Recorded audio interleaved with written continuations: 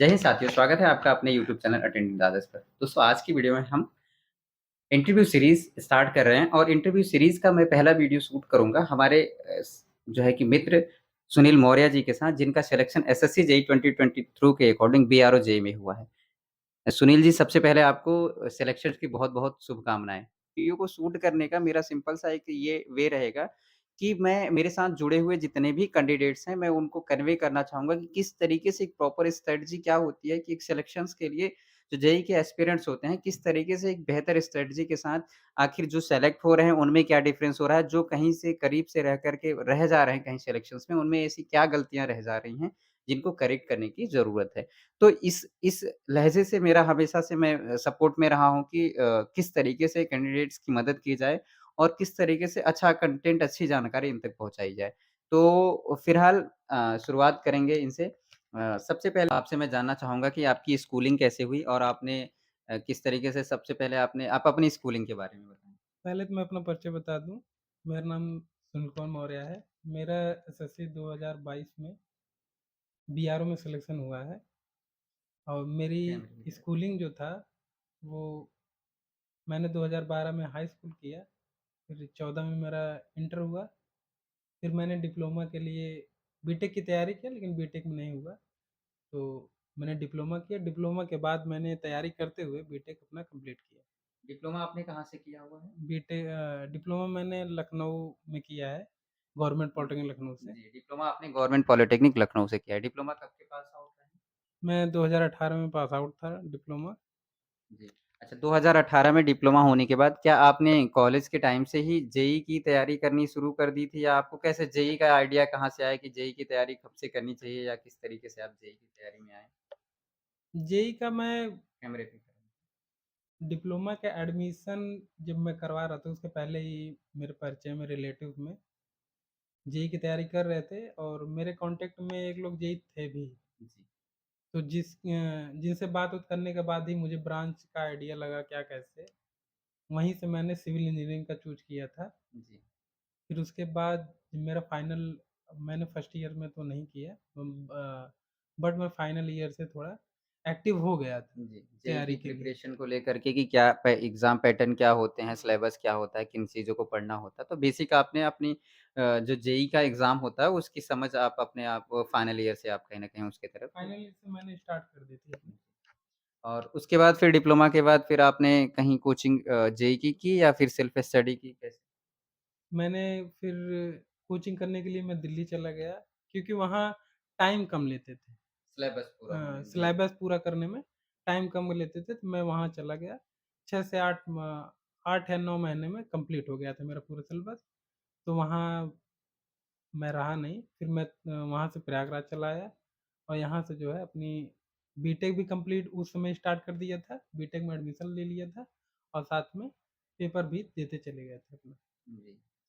तो 2018 के pass out यानी 18 का आपने एसएससी जेईई दिया होगा, फिर 19 का दिया होगा, 20 में आई थिंक एसएससी जेईई नहीं आया था या फिर लगातार 2 3 से 21 4 में नहीं जी, आया था, 21 में नहीं आया 20 था। का 18, 19, 20 लगातार क्या इसके पहले आप जब एसएससी जेईई देते आए रहे तो क्या इसमें आप और भी मेंस लिखे थे कि या आपका ये पहला मेंस था, कैसा था? ये मेरा प्री जो है फर्स्ट टाइम हुआ था और उसके साथ मेरा मेंस भी फर्स्ट टाइम में मेंस भी हो गया और मेरा फाइनल सिलेक्शन फर्स्ट टाइम में ही हुआ है। इसके पहले मैं एसएससी 2018 का दिया था, 19 का भी दिया था और 20 का भी दिया था। 21 में तो वैकेंसी आई नहीं थी, 22 में डायरेक्ट आई है वैकेंसी। अच्छा। तो तो आप जो है कि लगातार 18, 19, 20 उसमें आपका प्रीलिम्स नहीं हो पा रहा था। उसमें मेरे 100, 102 कब एक बार तो मेरा 86 भी नंबर आ गया था। अच्छा। तो कहीं न कहीं धीरे-धीरे आपने सीखा कि किस तरीके से जो है कि धीरे-धीरे अपने में सुधार करके आप अपने आप को धीरे-धीरे इम्प्रूवमेंट करते रहें। अच्छा तो इसमें कहीं न कहीं एक प्रॉपर स्ट्रैटेजी हो सकता है कि आपको उस स्ट्रैटेजी की समझ ना रही हो जिसकी समझ होनी चाहिए। वो मैं मेन मेन बात इस वीडियो का सबसे कोर पॉइंट ये रहेगा कि आखिर प्रीलिम्स की ऐसी कौन-सी स्ट्रैटेजी है जिसको जिसको फ़ॉलो करके आसानी से क्योंकि आप लगातार फेलियर से रहे होंगे, तो आपको ये अंदाज़ा होगा कि आप ये डिफरेंशिएट कर पाएँगे कि ऐसी क्या गलतियाँ थी जो आप 2018, 19, 20 और ये लगातार 3 एसएससी में करते गए और उसको आप सुधार करके 22 का आपने प्रीलिम्स क्लियर किया, फिर मेंस भी क्लियर किया और आप फाइनली सिलेक्टेड हैं। जी, ये इसको ज़रूर बताएँ। इसके पहले एक हाइक बना हुआ था, जिसकी वजह से मैं भी काफ़ी डरा हुआ था कि मेंस काफ़ी प्रॉब्लम आती हैं। मेंस में डिप्लोमा के स्टूडेंट दे नहीं पाते हैं मेंस ठीक जी, से। जी, तो मैं इस डर की वजह से मैं और सभी पेपर देता था, जी। टेक्निकल के भी देता था, नॉन-टेक के भी देता था, जिसकी वजह से काफ़ी ज़्यादा एग्ज़ाम देने के डर से डाइवर्सिफ़ाइड होने की वजह से मेरा किसी में भी ठीक से हो नहीं रहा था। जी, इसकी तैयारी करता था, फिर 1 महीने बाद एसएससी का आ जाता था, फिर उसकी करने लगता था, जिसकी वजह से मेरा 18 वाला भी ठीक से नहीं हुआ। मैं बीडीओ का भी पेपर देने लगा था बीच में। अच्छा। अब हाई माहौल ही ऐसा है कि गवर्नमेंट जॉब के लिए कितनी मारामारी है, जी, जी, जी। कि जल्दी किसी को जॉब जी, मिलती नहीं। हाँ। तो 18-19 तक मेरा यही चला। फिर बाद में मैंने ये रियलाइज़ किया कि किसी एक पर्टिकुलर एग्ज़ाम के लिए तैयारी करना करने पे चाहिए। ही होगा, क्योंकि साल डेढ़ साल में वैकेंसी क्लियर हो जाती है। जी। और अगर 2-3 पेपर आप देते हो, तो किसी में भी होता नहीं है, अगर किसी में एक स्टेज में हो जाता है, फिर भी वो डेढ़ 2 साल निकल जाते हैं जी, और आपके साथी जो है सेलेक्ट होके चले जाते हैं जी। और आप ये सब अब बस माहौल यहाँ से आप non-take technical, non non-take tech technical technical बस करते आप ही करते चले रह गए। जाते हैं। तो मैं 2000 जो है 20 में आपने फाइनली डिसाइड किया कि मुझे अब टेक्निकल का अब एग्ज़ाम मुझे यानी मुझे सिर्फ़ सिर्फ़ और टेक्निकल सिर्फ़ जेईई का एग्ज़ाम सिर्फ़ जेईई का देना है जी, और मैं चाहे 1 साल में क्लियर करूँ, चाहे 2 जी, साल में, चाहे जी, 3 साल में। जी, उसके बाद मैंने नॉन टेक के पेपर देने छोड़ दिए। जी, फिर 2020 में मैंने पेपर दिया था, जी। लेकिन हो नहीं पाया था। हुँ, हुँ। तो उसके बाद सिर्फ़ मैं टेक्निकल ही देता गया जी, जी। और फिर इस पेपर में मैंने ये चीज़ सोचा था, हुँ, क्योंकि इसके पहले मैंने काफ़ी पेपर एग्ज़ाम दिए हैं। थोड़ी-सी आवाज़ कर लीजिए। हाँ। इसमें का इसके पहले मैंने काफ़ी एग्ज़ाम दिए हैं और उसमें हम ये चीज़ देखे हैं कि हम माइनस मार्किंग जो है, हुँ, माइनस मार्किंग हर पेपर में ही होता है जी। और रॉन्ग क्वेश्चन की वज़ह से काफ़ी मेरे नंबर जो है कम हो जाते हैं, नेगेटिव मार्किंग्स नेगेटिव जी, मार्किंग जी। की वज़ह से। कहीं न कहीं वो आपको नेगेटिव मार्किंग अपने अटेम्प्ट ऐसे हो जाते थे जो क्वेश्चन्स रॉन्ग होते थे और उसकी जो नेगेटिव मार्किंग होती है वो आपको मेरिट से बाहर कर तो मैंने इस पेपर में ये सोचा कि मैंने नॉन-टेक में टेक्निकल प्रिपरेशन में 2020 से जब टेक्निकल के एग्ज़ाम देने लगा था, तो मेरा टेक्निकल काफ़ी अच्छा हो गया था। और नॉन-टेक जो है अब टेक्निकल वाले जितने भी स्टूडेंट रहते हैं, अगर वो टेक्निकल पढ़ने लगेंगे, ज़ाहिर-सी बात है उनका नॉन-टेक वीक होता ही है और थोड़ा अब नॉन-टेक से थोड़ा दूर हो भी जाएँगे। जी। तो उसकी टेंशन मैं सोचा कि मुझे लेने की ज़रूरत नहीं है, क्योंकि अगर मैं अपना नॉन-टेक में अगर 20 घंटा दूँगा, तो उसमें अगर मैं 5 नंबर पा सकता हूँ, अगर मैं 20 घंटा वही टेक्निकल में दूँगा, तो ज़ाहिर-सी बात है मेरा हो सकता है 10-15 नंबर भी इंक्रीज़ कर सकता है। हुँ, तो मैंने नॉन-टेक में जो जीएस पोर्शन है, उसे मैंने बिल्कुल छोड़ दिया था, कि जो इसके प्रीवियस मैंने जितनी भी तैयारी की थी, जी। उसी के बेस मैं सोचा अगर आ जाएगा नंबर तो ठीक है, लेकिन मैं जिसमें गेन कर सकता हूँ, जैसे मेरा रीज़निंग हो गया, रीज़निंग में मैंने काफ़ी प्रैक्टिस की, इसके पहले मेरे 35, 36 ऐसे ही नंबर आते थे। लेकिन ये सब स्ट्रैटेजी अपनाने के बाद इस पेपर में आपके रीज़निंग में कितने नंबर्स आए? इस बार में मेरे 43 थे 43 मार्क्स और और जीएस में आपने कितने जीएस अटेम्प्ट में किए? 15 थे। 15 अटेम्प्ट कितना किया था जीएस में आपने? जीएस मैंने 20 अटेम्प्ट किया था, 30 मैंने स्किप कर दिए थे। जी, तो कुल मिला के आपने ये स्ट्रैटेजी फ़ॉलो की कि जीएस पे आप फ़ोकस ज़्यादा नहीं हुए। आप नहीं, अपना अपना पैटर्न जीएस पे आपने नहीं ध्यान रखा। जीएस तो मैं पहले से ही दिमाग में प्रिपेयर कर गया था कि मुझे जीएस क्वेश्चन जो आते हैं, उन्हीं को मैं अटेम्प्ट करूँगा, अदरवाइज़ मैं स्किप कर दूँगा। जी, तो नंबर ऑफ अटेम्प्ट्स में भी आपने ध्यान रखा कि अटेम्प्ट को आप ज़्यादा बढ़ाने की कोशिश किए नहीं। अटेम्प्ट को देखा आपने बढ़ाने की ज़्यादा जी, ज़रूरत नहीं आपने है। सिर्फ़ 20 जो है अटेम्प्ट किया जीएस पे। जी, और रीज़निंग में कितना अटेम्प्ट किया था? रीज़निंग मैंने 47 अटेम्प्ट किया था। जिनमें से आपको हाँ, 43 मार्क्स मिले होंगे। 43 मार्क्स मुझे जी, मिले। और टेक्निकल कैसा रहा आपका? टेक्निकल मैंने 75 अटेम्प्ट किए थे, जी, लगभग 70 इसमें मुझे याद नहीं है। जी, इसमें मेरे 62 मार्क्स थे। अच्छा। तो कुल मिला के जीएस में 62 और रीज़निंग में आपके 43 और सॉरी जीएस में 15 मार्क्स और रीज़निंग में 43 और टेक्निकल में आपके 62 मार्क्स। ओवरऑल टोटल मिला के कितने मार्क्स आपके हुए?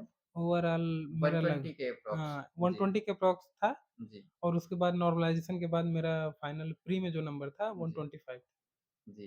प्रीलिम्स में आपने 125 गेन किया, तो क्या प्रीलिम्स में आपने ये स्ट्रैटेजी अब ओवरऑल अगर मैं आपकी प्रीलिम्स की स्ट्रैटेजी को इंक्लूड अगर मैं करना चाहूँ, तो कुल मिला के आपने ये स्ट्रैटेजी फ़ॉलो की कि नंबर ऑफ क्वेश्चन्स अटेम्प्ट ज़्यादा करने से आप बचे। पहला, दूसरा ये है कि जीएस, रीज़निंग और टेक्निकल के साथ आपने बैलेंस बनाया कि किसको कितना अटेम्प्ट करना है, किस सब्जेक्ट में कितना ध्यान देना है। जैसे जीएस को आपने कम अटेम्प्ट करना चाहा, कम टाइम दिया, रीज़निंग में अच्छी प्रैक्टिस की और रीज़निंग में 47 आप या 46-47 अटेम्प्ट करके 43 मार्क्स लेके आए। और फिर टेक्निकल में भी आपने ठीक-ठाक जो है कि अटेम्प्ट किया और टेक्निकल में भी 62-63 मार्क्स लेके आए। तो ओवरऑल आपके 120 स्कोर हुए। तो कहीं न कहीं जब आप पेपर देने के बाद क्या आप तुरंत जो है कि प्रीलिम्स देने के बाद आप तुरंत जो है कि मेंस की तैयारी में लग गए थे या थोड़ा-बहुत समय लिया था? कैसे किया? तुरंत मैं स्टार्ट नहीं किया था। हुँ, मुझे थोड़ा डाउट था कि मेरा होगा कि नहीं होगा, जी। क्योंकि इतने नंबर थे नहीं। हुँ, जैसे सीओटी कन्फर्म हो जाती है हुँ, जब 130 प्लस नंबर रहता है, हुँ, तो मुझे इतना श्योर था नहीं। जी, इसकी वजह से मैंने तुरंत स्टार्ट जो है किया नहीं था जी। और इस बार जो है रिज़ल्ट भी जल्दी आ गया था, हुँ, हर बार की तरफ हुँ, से हुँ, हुँ। इस बार रिज़ल्ट जल्दी आ गया था। जी। पहले क्या था रिज़ल्ट बहुत लेट आता था मेंस के एग्ज़ाम के जस्ट 1 हाँ, 120 डेज़ या फिर हाँ, ऐसे करीब 20 1 महीने से कम होते थे। 20-25 दिन पहले मेंस का वो प्रीलिम्स का रिज़ल्ट आता है, उसके बाद फिर मेंस लगा हुआ होता है आपका 20 दिन का बचत समय मिलता है, तो 20 से 25 दिन मुझे का। ये श्योर था मैं अपने जो मेरे पोर्शन अच्छे थे, जी। मैं न्यूमेरिकल पे कंटीन्यूअस वैसे भी लगाता था और प्लस जब मैं प्री का पेपर दे दिया था, तो मैं न्यूमेरिकल ही लगा रहा था। अगर मैं ये सोचा था अगर प्री हो जाएगा, हुँ, तो न्यूमेरिकल इधर मेरा तैयार रहेगा, तो मैं जो है थ्योरी पोर्शन हुँ, अगर लेट भी रिज़ल्ट आता है, तो मैं 20 या 25 दिन में अपना थ्योरी जो है रिवीजन कंप्लीट कर लूँगा। जी। कंप्लीट कर लूँगा। तो मैं न्यूमेरिकल ही उस समय लगा रहा था। जब रिज़ल्ट आ गया, तो मैं पूरी तरह से जो है एसएससी मेंस के लिए जो है डेडिकेटेडली आप जो है डेडिकेटेड हाँ, होके हुँ। प्रिपेयर करने लगा। और एक चीज़ और मैं जानना चाहूँगा आप बच्चों को ज़रूर बताएँ, स्टूडेंट्स को ये चीज़ क्लियर करें कि जो मेंस की स्ट्रैटेजी के लिए जब आप मेंस कर रहे थे, क्या आपने किसी कोचिंग को प्रैक्टिस के लिए किसी कोचिंग सेशन को जॉइन किया था? कहीं आप प्रैक्टिस के लिए कॉपियाँ लिखते थे, कॉपियाँ चेक कराते थे या कैसे मेंस को आपने कैसे अपने कैसे जस्टिफाई किया कि हाँ, मेरी तैयारी सही दिशा में हो रही है? क्या आपने कोई टेस्ट सीरीज़ वगैरह जॉइन की या कुछ? कैसे कुछ? टेस्ट सीरीज़ स्टार्टिंग में तो नहीं जॉइन किए थे, लास्ट में जॉइन किए थे। स्टार्टिंग में मैक्सिमम कॉपियाँ देखा करता था, जो प्रीवियस ईयर जितने लोग कॉपी मेंस का पेपर दिए थे हुँ, और उनकी कॉपियाँ यूट्यूब पे अवेलेबल हैं जी, ईज़िली। आप टेलीग्राम पे भी डालोगे तो मिल जाएगा। तो उससे एक आइडिया लगभग मुझे ये मिल गया था कि मुझे लिखना किस तरीके से है और प्लस कहाँ कैसे-कैसे नंबर गेन मिलते हैं, मिलता है। कैसे नंबर हाँ, मिलते हैं? टेक्निकल में किस तरीके के नंबर तो मिल जाते लगभग हैं? हाँ। मैंने उन्हीं का फ़ॉलो किया हुआ हुँ, है हुँ, हुँ, और जो स्टडी मटेरियल के लिए है, तो बाद में मैं सेल्फ भी करता था, हुँ, लेकिन बाद में मुझे लगा कोचिंग की आवश्यकता पड़ेगी, तो इसकी वजह से मैंने 2 मंथ पहले जो है कोचिंग कर ली थी। जी। आपने मेंस की कोचिंग एक प्रैक्टिस से आप हुँ, रेगुलरिटी या प्रैक्टिस के लिए आपने एक रेगुलरिटी के लिए कि हाँ, कुछ चीज़ें अगर कन्फ्यूज़न रहेंगे तो टीचर डायरेक्ट उनसे पूछ करके हाँ, क्लियर क्लियर कर कर लेंगे। लेंगे, जी। एक प्रॉपर मेंटरशिप के लिए आपने जो है कि कोचिंग भी कर ली। Yes, yes. जी। और मेंस में फिर आपके कितने गेन हुए या फिर मेंस आपने कुल मिला के कितने नंबर स्कोर किया मेंस में? मेंस में मेरा 187 था। 187 187 था। मैंने अटेम्प्ट जो है 250 के किए थे। मैं हुँ, अटेम्प्ट ज़्यादा नहीं कर पाया था, हुँ। तो मेरे 187 ही आए। पहले एक आज के डेट में ख़ैर अब आपको बता दें कि एसएससी जेईई में अब जो पैटर्न है वो पैटर्न कंप्लीटली चेंज हो चुका है। अब जो है कि मेंस रिटेन नहीं होगा, मेंस भी आपको ऑब्जेक्टिव होगा। मल्टीपल चॉइस क्वेश्चंस मेंस में भी आएँगे।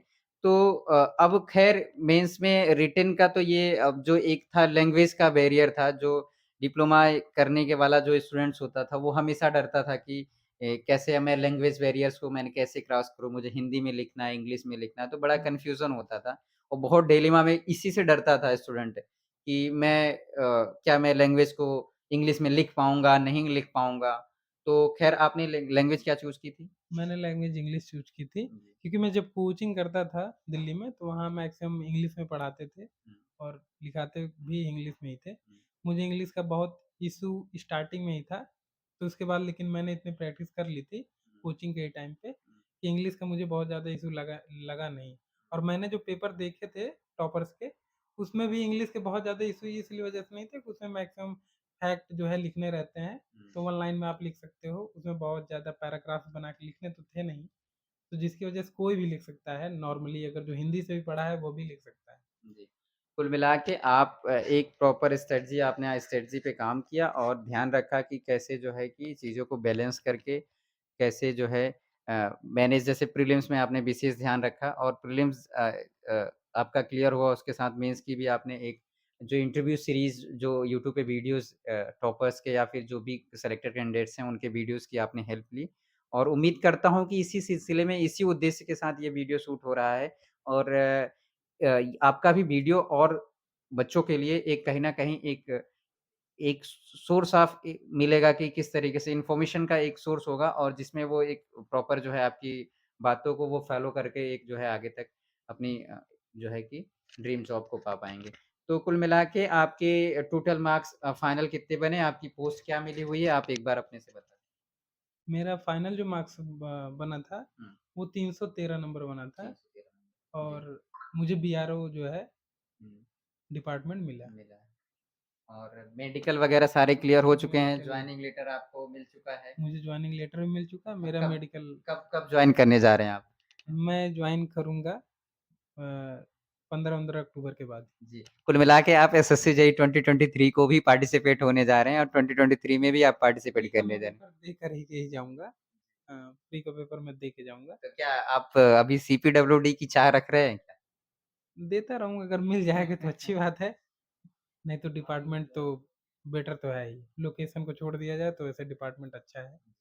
अच्छा, मीन्स जो एसएससी जेईई आ रहे हैं, इनके लिए एक प्रॉपर स्ट्रैटेजी क्या होगी, जिससे ये कहीं न कहीं एक अपने जो है कि अ, अपने ड्रीम जॉब तक पहुँच सकें? इसकी एक प्रॉपर स्ट्रैटेजी मैं आपसे जानना देखिए, इसमें 2 टाइप कैंडिडेट होंगे, जिनकी एक तैयारी तो पहले बहुत कंप्लीट बहुत अच्छी तरीके से तीनों पोर्शन हो गया होगा, रीजनिंग, जीएस, टेक्निकल और दूसरे जो है मीडियम जो अभी तक कुछ तैयारी कम जिनकी हुई है, तो स्पेशल मैं उन्हीं के लिए बताना चाहूँगा और इसे सब लोग कुछ चीज़ें तो सब लोग भी फॉलो कर सकते हैं। जैसे कि आप रीजनिंग की प्रैक्टिस अभी से अगर नहीं कर रहे हैं, तो अभी से कर दीजिए और टेक्स्ट बुक पे जितने भी हैं, उसमें 30 या 24 टेस्ट हैं, उसको आप डेली कंटिन्यू डेली जो है 1 टेस्ट जो है दीजिए। इससे आपकी स्पीड भी बूस्ट अप हो जाएगी और नंबर भी अच्छे गेन कर जाएँगे। और जीएस के लिए जो आप पढ़ चुके हैं, अगर आपने नोट्स बनाए हुए हैं, तो उसका रिवीजन कर लीजिए। नई चीज़ें आप बिल्कुल जीएस में पढ़िए मत, क्योंकि वो काम देने वाली नहीं है। जितना टाइम उसके बाद बचता है, उतना आप टेक्निकल पे दीजिए। टेक्निकल आपका सब लोग का काफ़ी अच्छा होगा। जीएस पे टाइम देने से मेरे हिसाब से अच्छा है कि आप टेक्निकल पे टाइम दे दो। और मैं एक चीज़ और बताना चाहूँगा, जब आप लोग पेपर दीजिएगा, तो जो क्वेश्चन आपको लंबे दिखें और आपको लगता है कि सिंपल क्वेश्चन है लेकिन मैं कर जाऊँगा, वो क्वेश्चन आप स्किप कर दीजिएगा। क्योंकि वहाँ टाइम बहुत कम होता है, बहुत लिमिटेड टाइम होता है। 36 जो है सेकंड का टाइम होता है 1 क्वेश्चन का, तो आपके पास टाइम बहुत कम है। जो आपको सिंपल दिखे लेकिन वो पढ़ने में आपको टाइम ज़्यादा लगे, वो क्वेश्चन बिल्कुल स्किप कर दीजिएगा। जो बहुत ज़्यादा टाइम टेकन है उनको स्किप कर दीजिएगा। जो सिंपल-सिंपल क्वेश्चन आपको आते हैं, आप बहुत ज़्यादा अटेम्प्ट करने की कोशिश मत करिए और 130, 140 कर लीजिए, उतना बहुत है, कोई ज़रूरत नहीं है। एक्स्ट्रा उसमें तुक्का लगाने की कोई ज़रूरत जान रहे हैं, क्योंकि मेरा 3 बार से तुक्के के ही वजह से जो है कि नहीं हुआ। क्योंकि लास्ट में सोचता था कि मेरा 130 हुआ है, 130 में नहीं सिलेक्शन होगा, तो मैं जो डाउट में क्वेश्चन रहते थे, उनको भी मैं कर देता था। इससे काफ़ी लॉस होता है तुक्के की वजह से और बेस्ट ऑफ लक, आप लोग ठीक से पेपर दीजिए। और इसी के साथ मैं आपको फिर से एक बार शुभकामनाएँ देता हूँ। आपको बहुत-बहुत शुभकामनाएँ और अपना समय देने के लिए बहुत-बहुत धन्यवाद।